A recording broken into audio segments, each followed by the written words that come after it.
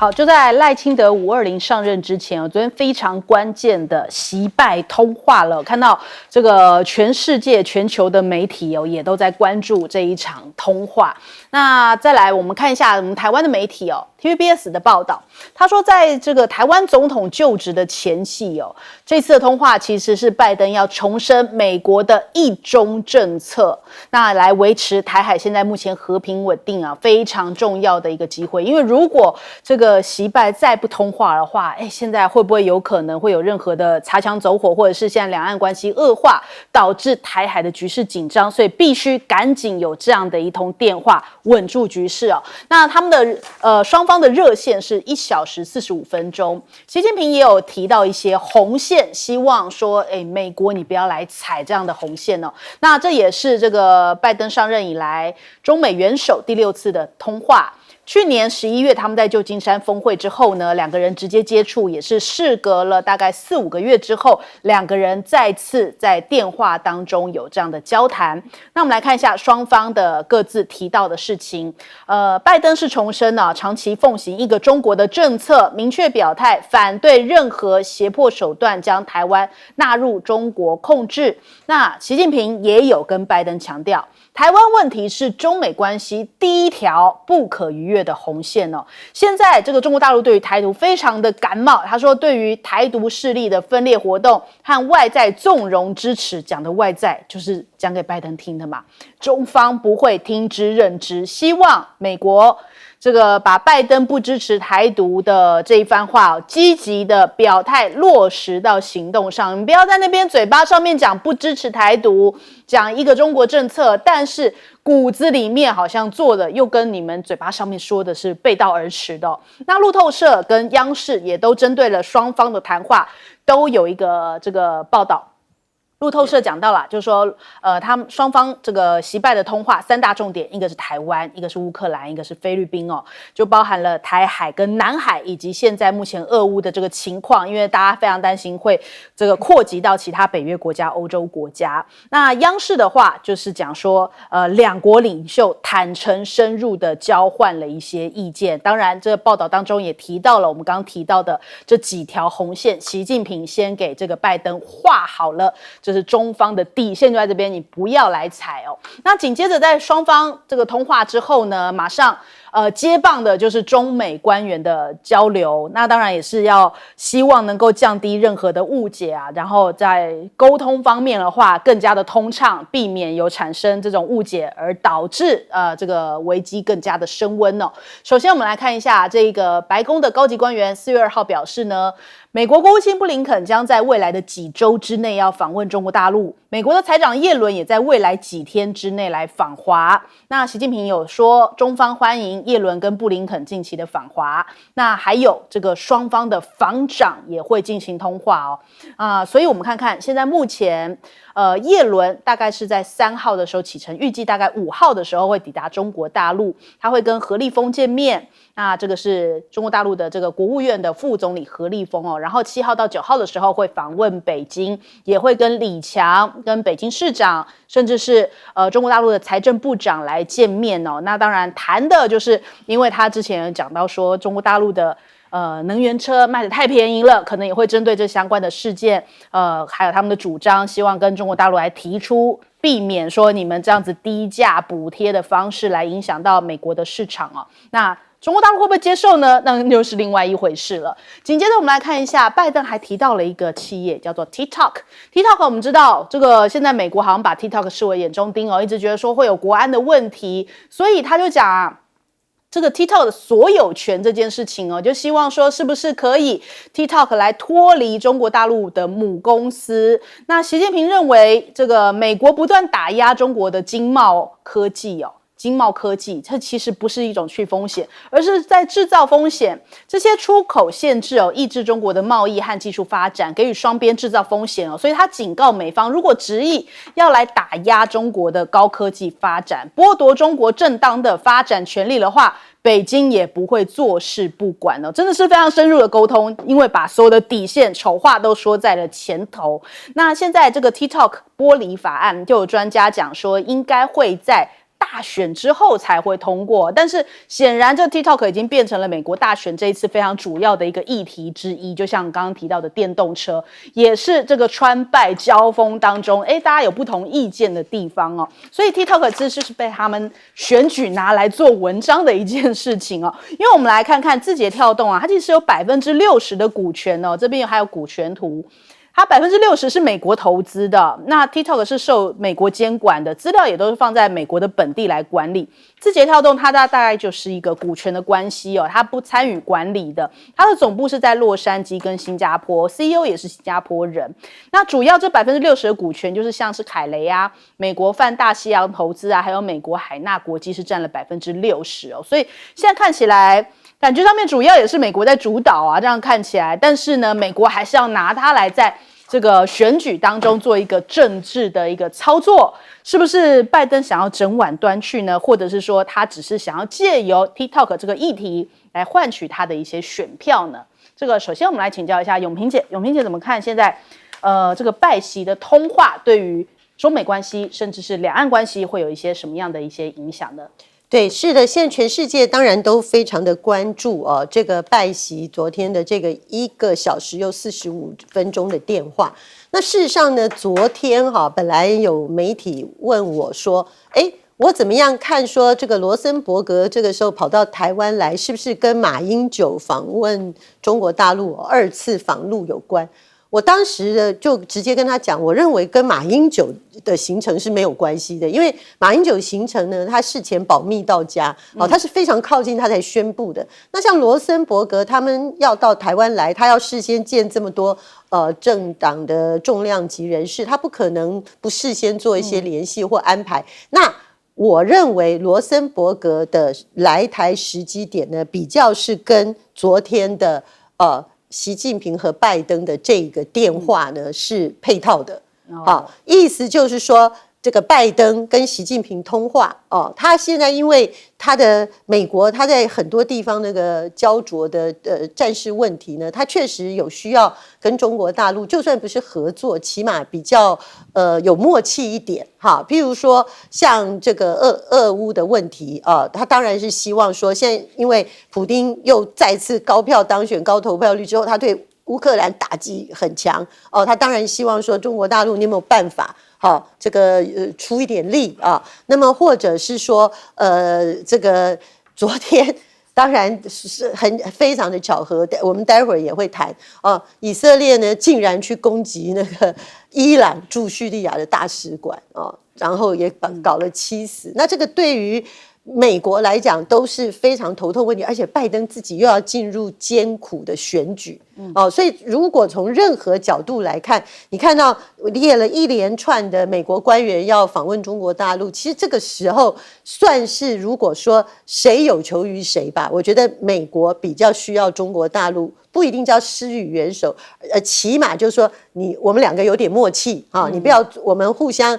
讲讲好话你不要做出让我更为难更痛苦的事情那甚至如果有些大家还有点共同利益的，我们可以帮忙。但是如果是基于这样子的一个思路来讲的话，当然我觉得美国是就台湾问题，反正罗森伯格已经来了嘛，表示美国也对中国大陆来说，你看我也很有诚意嘛，对不对？我们已经请了 AIT 理事主席跑去控管赖清德了嘛，那一个中国原则他们再次强申嘛那所以这个问题我觉得可能这个红线美国短期不会碰。但是至于说在这个时候连 TikTok 这个问题还要跟中国大陆强硬我觉得拜登政府也有一点不聪明。为什么呢？因为第一个，显然众议院虽然压倒性的通过对 TikTok 的制裁或者跟母公司剥离的这个要求，可是参院要拖那参议院要拖的原因呢，其中有一个很显著的部分呢，是因为川普公开反对所以如果拖到说大选后才去处理这个问题的话，那并不是表示大选后这个 TikTok 一定要求要剥离或者退出美国市场一定会通过因为如果选上的人是Donald Trump 的话，川普已经讲了他不赞成这个法案因为他不愿意看到 Facebook 他认为在美国内部是他更严重的仇敌的做大嘛，所以这个事情还有变化。我觉得美中的问题呢，大概在这几个月特别我刚才讲了，我们下一段会讨论的伊朗跟以色列的问题呢，一定会更加的密集的交换意见。好，来请教李教授。对，因为这一次这个拜习的通话应该是拜登在2021年1月20号就任来，应该是第6次。那除此之外还有2次的峰会嘛，最近是去年11月，在旧金山APEC 的这个场域里面，拜习是一个很扎实的一个高峰会。那更不要说美中在这3年多当中，那高层的会晤布林肯、这个苏利文、王毅、杨洁篪，不知道见了多少次。这代表什么？代表是，即便是美中尤其是美国吧，目前的美中关系定位为是一个长期的战略竞争。而且美国所有的官方讲法都是说他要胜利、要胜出、维持自己的领导地位，但是美国并没有放弃，或是说还很坚持要追求是美中之间的高层的对话沟通，各个管道都是。那这一次当然是很关键因为里面如果从双方的新闻呈现里面，台湾议题还是很关键。对习近平来说，这几年他的讲法都差不多。第一个是把台湾议题变成是中国大陆视为的核心利益中的核心利益。对，过去没有，过去只讲核心利益，现在是加码、加大，那不可逾越一条红线。第一个纽扣，对，纽扣。其实美国对这样的说法当然是了然于胸，因为听了太多次，但美国还是会把它照本宣科，这个想要讲的地方呈现出来。比如说美国的一中政策是什么？立基于台湾关系法、3公报、对台6项保证，反对单方面改变现状等等。但这次有个地方蛮有趣，就是从双方的这个会后所呈现的文字稿里面，跟过去是一样的状况，各呈己见，各自表达强调所要表达的部分。那其实如果根据中国大陆的新闻通稿里面，就是会发现说，拜登还是又再次重申所谓的4不1无意。4不里面有个很重要不支持台独。可是在美国的版本里面，他不太会强调这些东西，他会强调说美国很在意台海和平稳定啦，菲律宾就是南海议题等等。但不代表说在1小时40几分钟之内，包括传译、翻译没有讲到这些，我认为是都谈到了。但是双方还是会往前走的原因，是因为我觉得现在有个最基础的共识啦，美国叫做说防护栏外交，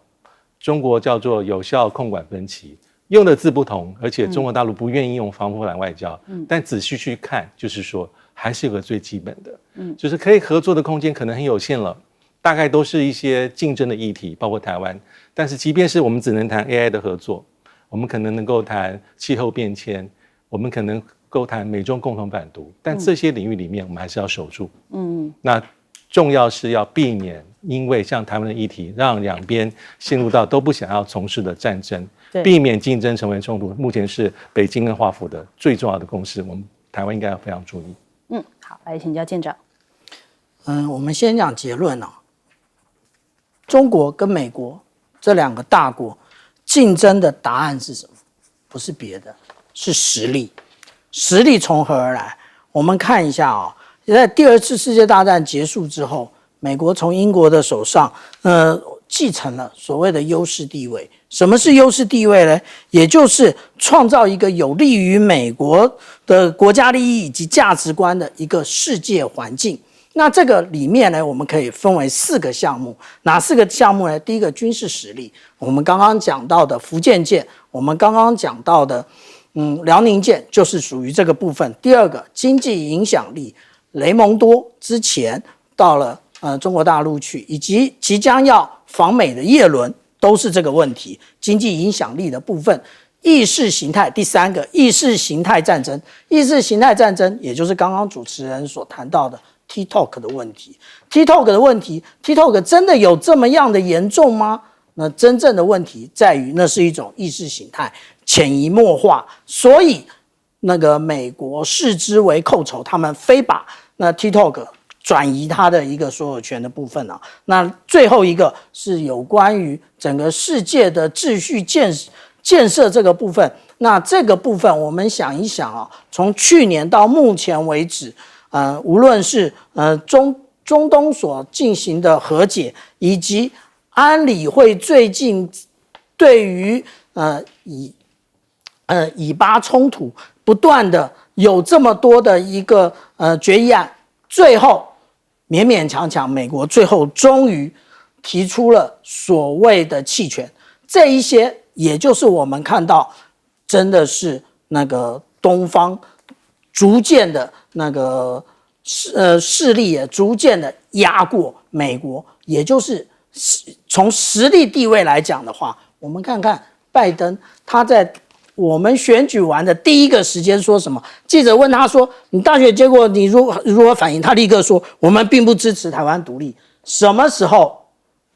我们台湾总统大选，我们得到了美国总统这样的一个严正的反台独的那个就是说不支持台独的说法，也就是美国现在不得不顺应中国所形塑的这一个国际的环境。好，我们先休息一下，广告之后马上回来。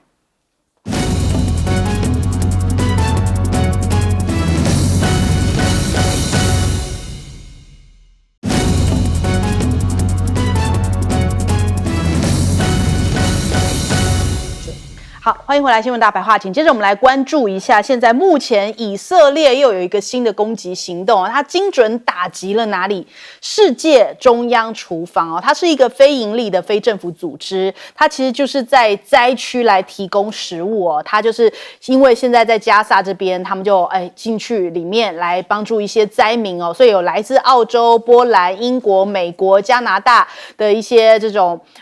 志工，他们去到巴勒斯坦这一边来做一些人道救援主义，结果没想到以色列竟然去炸了世界厨房所以导致这7名志工无一生还。那现在传出这项消息之后相关的一些这个国家都发表了一些谴责，怎么会连世界厨房你都要去攻击呢？那我们看看现在以色列的总统是出来道歉就说向这个组织的创办人来道歉，因为这样的一个去加萨援助的一个等于说非营利组织，怎么也会变成你的攻击目标？所以人家讲说，现在以色列是已经疯狂了吗？怎么会这个已经好像杀红眼了，好像都已经不分青红皂白了，再开始这样做一些攻击那我们看看纳坦雅胡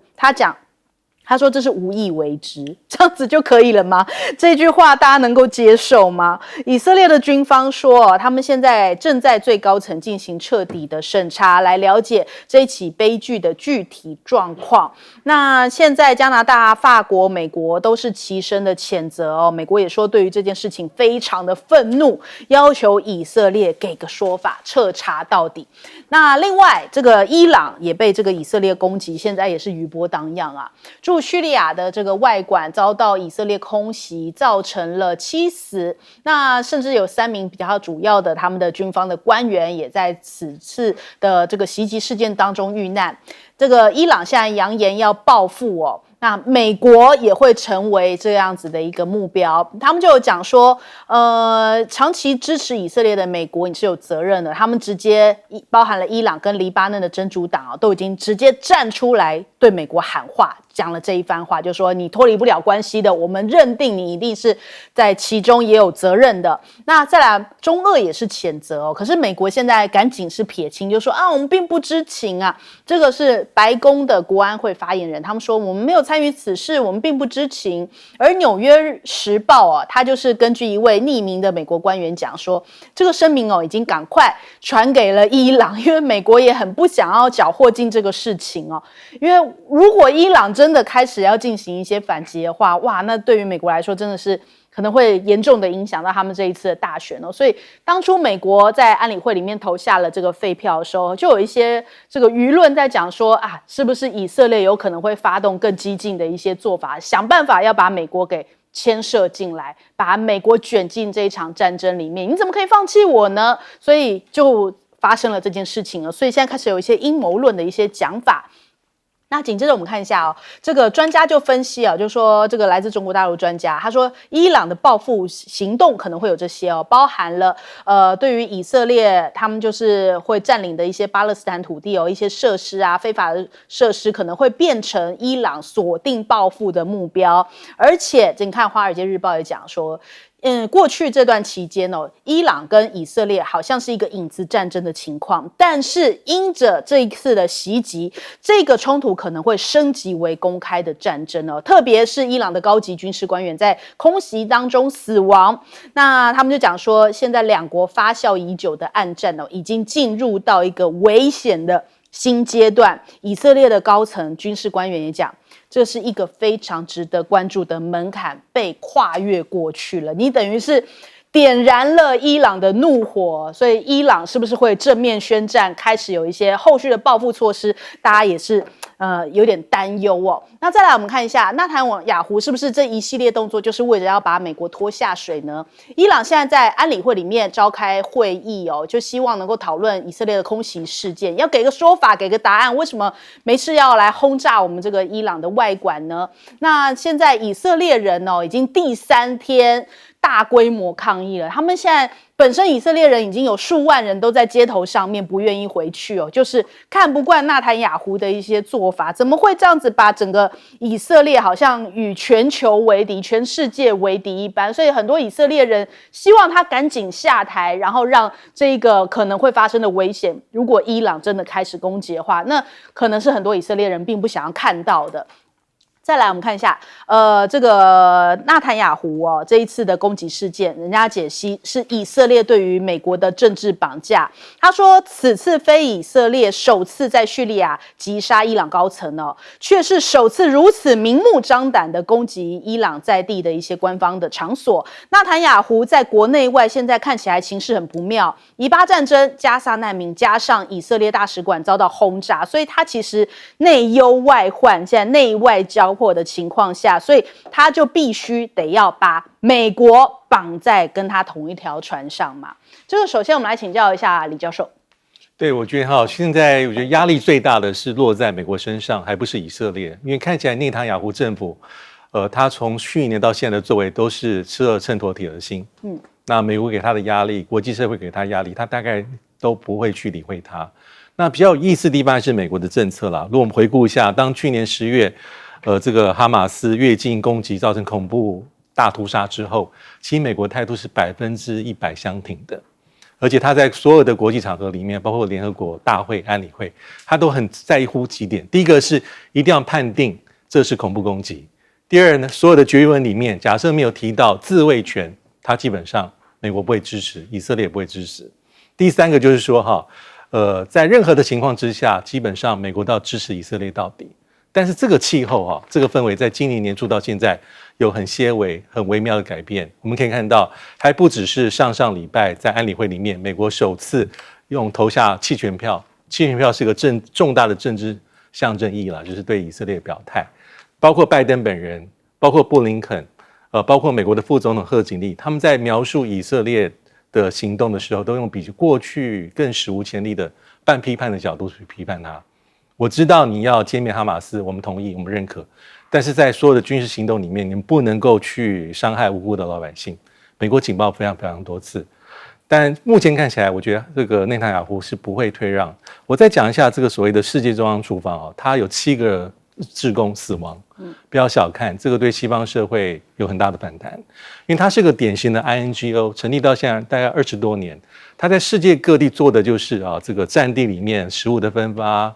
膳食运补等等，类似的这种志工团体，台湾大概也有，我们也不陌生。但这一次是如何特别？它已经在加沙地区做这样任务做2次了。已经运送到100多吨的食粮了，而且它是经过国际认证，而且是走美国的计划，从塞浦路斯的船把东西运过来，他们在岸上接，经过车队运送到加沙走廊中部，而且事前有没有跟以色列打招呼？有啊，那车队上还放了这世界中央厨房的标志，而且一路上他们认为说是没问题的，但是当他们把食物送到仓库之后，他们剩下这3台车是一个一个被打击。第一辆车被打到，赶快把人救上车，到第2台车上，但走了几百公尺又被打，3台车几乎都被精准的命中，有点像是我们看好莱坞的电影。所以这个是引起轩然大波。所以对美国来说，我觉得他的压力是非常大，因为拜登目前是要选举，那国会对于这些议题有不同的意见，那美国还有很多其他的外面麻烦的事情要做，所以压力是在拜登。好，我们来问一下舰长。刚刚大钟老师特别讲到的，也就是3月26号安理会对于这个立即停火的一个决议案啊。那结果这个决议案，我们看到没过几天啊，也就是这个世界中央厨房的7个志工，然后遭到精准打击，7个人无一生还。那这个无一生还只是单一个案吗？不是，我们怎么这么说呢？事实上来讲，从以阿的这个冲突到目前为止，事实上以色列非常有计划的，它不但的是对于这些志工，甚至对于联合国的这些特别派遣的官员啊，我举个例子来讲，也就是它有一个联合国近东巴勒斯坦难民救济和工程处的那个人员要进去的时候，要进去这个加萨走廊的时候，对不起，他拒绝，以色列拒绝这些联合国的官员进去。为什么他拒绝呢？其实他就是怕联合国这些官员指证以色列进行了种族灭绝这件事情。所以我们这样来看啊，以色列其实已经是标标准准的美国的一个战略负担了。那但是美国可不可以拒绝呢？这个需要什么？这需要勇气。美国有没有拒绝过？美国还真的有拒绝过。我们怎么讲这件事情啊？也就是1990年的10月8日，以色列警察在圣殿山进行了大屠杀，然后在这大屠杀的时候，造成21名手无寸铁的巴勒斯坦人死亡，另外还有150人受伤，其中包含儿童。但是之后，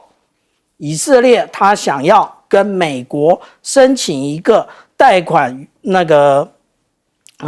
保证的一个计划，也就是说，他要开垦这些从巴勒斯坦的这些人民上抢来的土地，但是老布希是当时的美国总统，跟当时的国务卿贝克立刻断然拒绝。也就是美国其实是有拒绝过的。那既然如此，那现在的拜登是不是也应该有这个道德的勇气，立刻的拒绝向以色列输出任何的军火？好，我们来问永平姐。美国有没有办法对以色列采取比现在更强硬的态度哦？我认为今年因为2024是美国的大选年。他不只选总统呢，他的某些众议员跟参议员也必须要改选。那大家都知道，挺以色列的犹太人金主呢，是美国政治里面非常非常重量级的一个环节哦。所以你要美国，尤其是白宫，在这个时候做出比现在讲强硬话更多的很多的作为，我觉得不容易哦。但是呢，我觉得纳坦雅胡也是真的走了死胡同，走了极端哈。你们今天我们这个节目的图卡说以色列疯了吗？打一个问号。其实不是以色列疯了，是纳坦雅胡疯了。是后面你们想的纳坦雅胡想要拖美国人下水，因为纳坦雅胡自己现在在国内的政治处境非常的糟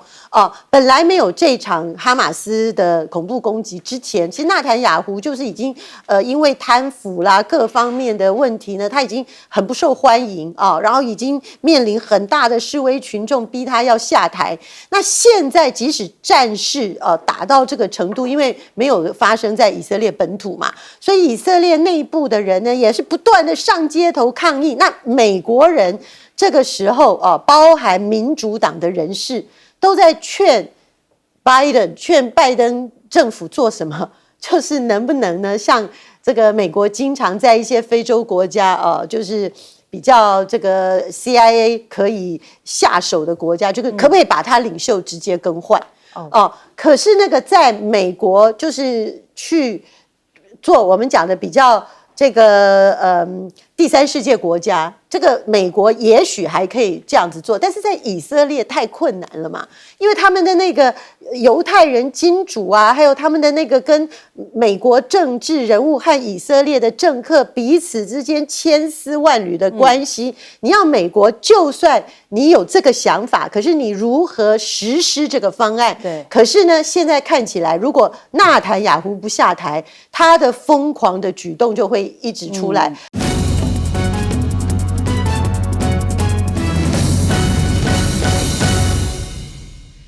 欢迎收看新闻大白话，我们马上来欢迎一下这个阶段加入我们讨论来宾，淡大战略所教授李大中，主持人好，大家好。前台北市副市长李永平，大家好。前海军舰长吕礼师，大家平安。好，我们真的是要平安啊，因为大家现在都还在这个地震惊魂未定哦。那当然，今天马前总统去到了黄花岗的时候，他也特别提到了地震，然后希望大家一切平安。我们来看看，我今天早上看到新闻啊，花莲外海发生大地震，希望大家呢一切平安。113年前，国父孙中山先生领导同盟会在黄花岗起义，包括2位台湾的义士，永远记得这些先圣先贤为我们的牺牲与奉献。谢谢大家。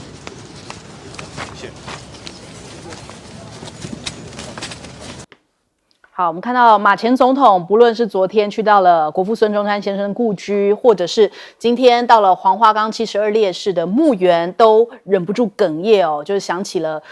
这些先烈们的一些这个事迹，所以他讲着讲着就哽咽了，特别是讲到与妻诀别书的时候，忍不住哽咽落泪。那黄埔军校呢，其实是在1924年的6月16号，为了培养革命军人，挽救中国的危亡，当时呢是孙中山先生在苏联的帮助之下创立了黄埔军校。这一回，马前总统也是率领了20名的青年一起到这个黄埔军校之外，还要去广州的中山大学哦。那当然，在台湾也同样是有中山大学哦，所以感觉上面听起来格外的亲切。那学生们的互动也是非常的热络，还互加了微信。大九学堂20名的学生啊，到达这个广州的中山大学之后，跟陆生的互动啊，像一家人一样，气氛非常的热络。加微信之外，还一起自拍留念哦。那对比一下，罗森伯格呢，这一次来到台湾，昨天是见了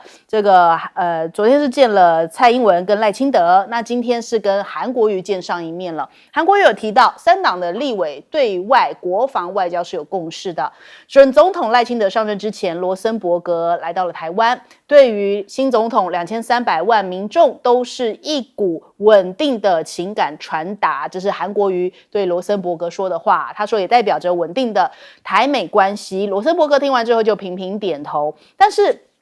这罗森伯格常常最近大家有没有觉得常常听到他的名字，就是因为他来的次数非常的频繁哦，1年之内来了台湾5次。人家说这个感觉上面很不寻常，是不是代表说美国很不放心目前的台海局势？亮哥他说这个罗森伯格来真的1年5次太不寻常了，觉得就是对于台湾的一些实际发生的状况哦，布林肯要紧紧抓着，不要你做出任何的误判，不能擦枪走火啊。那我们看看这个台湾现在目前政权交接就是必须要防台独哦，这件事情搞不好美国人比起赖清德还来更紧张哦。从拜登不支持台独的宣示到罗森伯格密集的访问台湾，就可以明显看出来2个维持说话对象并非是北京，而是对于台湾喊话。那紧接着看一下，现在赖清德当然520倒数计时哦，昨天他跟萧美琴一起到了衡山指挥所来听国防简报。那赖清德也强调了，他说未来政府会在和平4大支柱的基础上面来守护国家安全，促进区域稳定。当然这也是要对外界讲，因为外界一直觉得说这个台独金孙的色彩就是造成这个可能不和平或者是可能会引战的一个原因，所以他其实不论是他在选举期间，或者是他现在即将上任，都一直在强调和平。但是和平是用喊的就有效吗？看看新任的防长人选哦，现在热门人选李仲威也出席了昨天这个国防简报。那难道接下来是由他来接任这个新任的防长吗？难道文人部长或者是赖清德的人马这样子上任，真的是带来比较安定的讯号吗？那这个我们看到报道里面讲说，这个李仲威不搞人事圈，寡言，强势推动正式的铁汉作风，堪称是海军版的邱国正。但消息曝光，李仲威能否顺利出现，增添变数哦。那其实除了他之外，还包含了顾立雄或者是黄曙光，也都是目前防长的热门人选。防长是谁，真的是会牵动到接下来这个台湾怎么样定调两岸关系、台海关系的一个走向，非常重要的一个关键角色。那我们看一下解放军，他们也有一些动作。福建舰的甲板划线空拍图曝光了。那他们现在这个有民众拍下来，这个甲板上的喷涂哦，已经告一段落，开始划线。一旦完成甲板上面的降落区、起飞区还有停机区的区域线条，就代表说舰载机可以就位了。随着航母出海海试，证明现在福建舰离海试现在只剩下最后1里路了。还有军事分析哦，2024就是中国大陆的航舰发展关键年，包含了电磁弹射的装置的福建号，还有空警600的舰载预警，还有控制机。歼35、歼15的演进版本呢，能否顺利的蜕变成长，都在这一年是非常关键的一年。那首先，我们先来请教一下这个永平姐怎么看这个刚刚我们看到马前总统的哽咽啊？我觉得马前总统哦，从他卸下所有的公职，连党职都没有挂了以后啊，其实他这个人的真性情比较尽情的流露啊。那马前总统本来就是一个情感上比较丰富的人啊，这个他以前在做公职的时候，大家可能看不出来，可是私下跟他接触的时候就发现哦，他确实是容易被感动啊，容易这个不管是很高兴或者是流泪，他不像有些人僵得很厉害，就是你那个脸看起来都差不多哦。马英九本来就比较是真性情的人，那我觉得他这2次出访大陆呢，第一次是去他老家祭祖。那哭得蛮凶的，我觉得这个情有可原啊，因为每个人，自己的这个听父母父执辈讲了很多年，那第一次踏进故土，那个难免很激动，因为连谢长廷也哭嘛。那这一次他去呢，我觉得今天的哽咽可以说是对他来讲双重的感慨，因为第一个，马英九不管在台北市长任内，还是在总统任内呢，其实都遇到了台湾很多的灾难。大家还记不记得台北那个纳莉风灾，他还在那边游泳啊，对不对？划着那个小艇去救人等等。所以当他今天一接到说，哇，25年来啊，可以比拟为921大地震这么可怕的地震的时候，我觉得第一时间他做过那么久的，就是不管是市的领导人、国家的领导人，我觉得他一定很有感。一定马上就会想到，因为马英九任内，他还去处理那个台北市东兴大楼倒塌案。大家记不记得那时候有名的那个副市长啊？那一位工程专家，就后来去高铁那一位，我突然一下子名字那个想不出来。总之呢，就是马英九任内的时候去处理的，所以他立刻联想到说，如果有房屋倒塌，如果有民众怎么样，他内心一定是很焦虑的。可是他这个焦虑呢，可他又正在大陆访问，他又不能讲太多，可是呢，又刚好连接到当时为了创建中华民国死的这些年轻的生命啊，而且这里面2位是台湾的义士啊，那一个。那另外又有这个林觉民的与妻诀别书，我觉得他很复杂的情绪交错的状况下，他就难免会哽咽。我已经想到了，我绝对不应该忘记他的名字，欧进德副市长哈，他当时是东兴大楼那个事件，大家非常称道的救难英雄。那时候不是有人埋在里面吗？他也进去把人救出来等等。所以我是真的觉得说，马英九的这一趟和平之旅，又遇到台湾25年来的最大的地震我觉得可能会更坚定，他觉得他一定要勇往直前，一定要为和平的未来拼到底的决心。那这个呢，再讲到说他昨天去看那个国父孙中山的故乡，那个我有去看。那我很能理解马英九为什么他到了孙中山的那个故居，他也会流泪，因为很简单，他那个地方放了一段孙中山本人的讲话、演讲的实际真正的声音哦，就在你入口的地方，然后你就听到他用那种广东腔的北京话啊讲和平奋斗救中国那样子的时候，真的，我第一次去，我也是感动哦，因为我自己父亲也是广东人，我也觉得很难抑制那种内心的激动啦哦，所以我是真的觉得说马英九这趟行程啊，大家多将心比心。那今天的这个地震呢，我觉得大家也不妨把这个视为一个预警吧。我们今天老是有很多人都随便的把战争的问题讲得很轻松，轻轻松松说啊，我们就应该怎么样啊？对中国大陆，我们就要强硬啊，我们就要如何啊？什么他怎么样来，我们就要怎么样打过去啊？我们就要如何如何？我觉得这种人讲大话很容易，可是你今天看到一个地震，第一时间你家有没有停电？第二时间你的网路的情况有没有稳定？不是今天很多人在哀叹说5G 变3G 吗？我一查我的手机也是这样，可是还好网路有通，因为我的市话不通了，所以那时候我连要赶快打电话问我妈妈的时候，我家停电，然后市话又不通的情况下，我唯一仰赖的就是电量不多的手机。那我一想说，这还是天然灾难地震，它虽然余震蛮多的，可它至少不会持续非常多天。可是如果你想想看，是战争，你通讯中断、网络中断、电力中断，到底要怎么办？这些事情我觉得真的今天很可能给大家一个很强大的内心的震撼教育。好，来请教舰长。我们在讲到解放军的发展的时候，大家可能都是用一步一段一段来看了。可是我们事实上来看他们是一次几乎都全部到位我们这是刚刚主持人所讲到的，说我们4月2号看到了福建舰它那个飞行甲板上的线已经开始画了。那事实上在更早以前3月27号，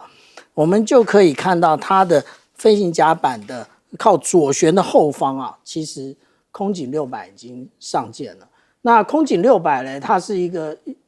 预警机那也就是我们上面看到这个，它已经不是像当初一样是黄皮机。黄皮机的话，也就是它没有上任何的那个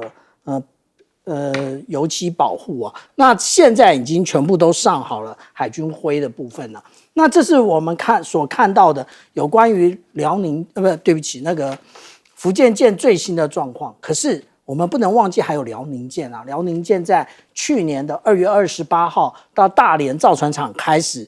进行它的入屋级厂级维修。它现在已经完成了第2次的海试。它不仅完成了海试当初大家有讲说这架飞机是1:1模型，我说可能不是。为什么？因为我们从下面这里看得更清楚我们从解放军他们的一般的坐席可以知道他们通常都会在他们的座舱前面盖上，就是说不使用的时候都会盖上遮光罩。那这架飞机已经满足了